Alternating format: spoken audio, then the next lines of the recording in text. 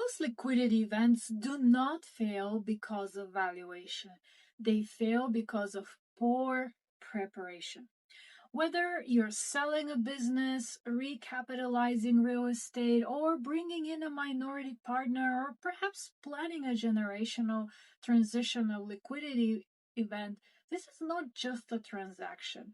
It is an enterprise wide stress test. So, today I want to talk through how family enterprises and family offices should prepare for a liquidity event before the bankers, buyers, and term sheets enter the conversation.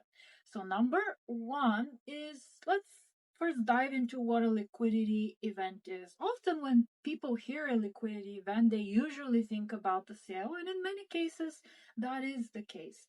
But in reality, liquidity can come not only from a full but perhaps partial sale of the business, a minority investment, a recapitalization of the business or the asset, an asset level sale inside a broader portfolio, a generational buyout, or restructuring. Each creates a liquidity event and each introduces risk in different places, which is why preparation has to go beyond just the pricing. Number two is start with the why and not the valuation. Before modeling proceeds, the most important question to ask is why is liquidity being pursued now and today? There could be a variety of drivers for that. Concentration risk, perhaps capital needs for growth or diversification, founder fatigue, that's a common one. Estate or succession planning, another very common one. Misalignment across generation. Liquidity does not fix the underlying issues. Instead, it magnifies them. So, if the why is unclear, the transaction will eventually surface it, but unfortunately, under pressure.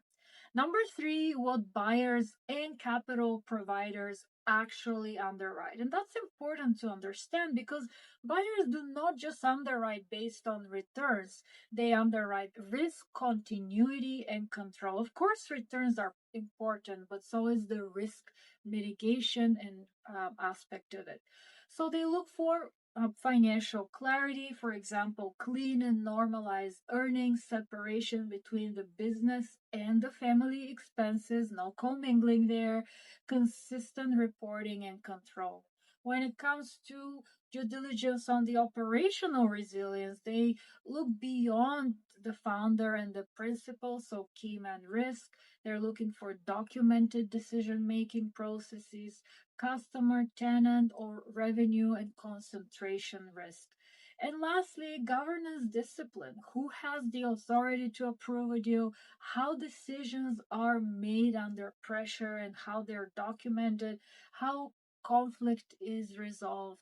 Weak governance does not always kill the deal, but it does affect the terms.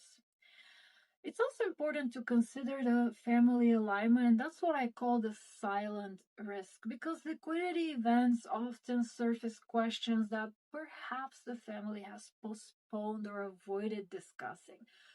Who has liquidity versus control? Who stays involved after the transaction? What is fair versus equal? What does success look like 5 years after closing?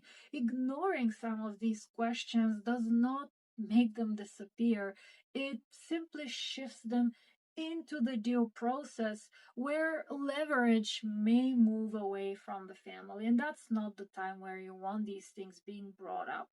Aligned families negotiate better outcomes ahead of time. Number five is an important one. Structure, timing, and tax matters more than you think. Liquidity, after all, is a taxable event, but poor planning could make it unnecessarily expensive and stressful.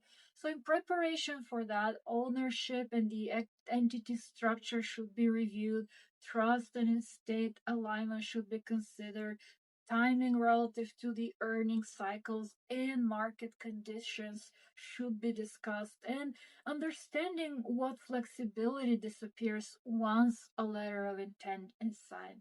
The goal is not to create complexity, but to create intentionality and focused conversations with your tax and legal advisors ahead of time.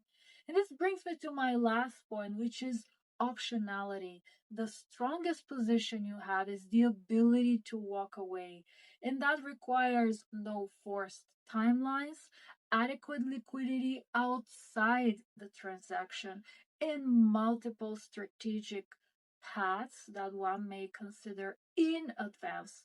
Optionality converts leverage into choice, and families that prepare early retain that. So, in closing, a liquidity event is not a moment, but it is a process. And when handled well, it can strengthen the enterprise and the family for generations to come. But when handled poorly, it can create friction, regret, and unintended consequences. Preparation is not just about selling, but about stewardship. If you're thinking about a liquidity or simply want to be prepared before one becomes necessary, this is a conversation worth having early. And if this resonated, I would welcome continuing the discussion one on one or hearing from you in the comments below.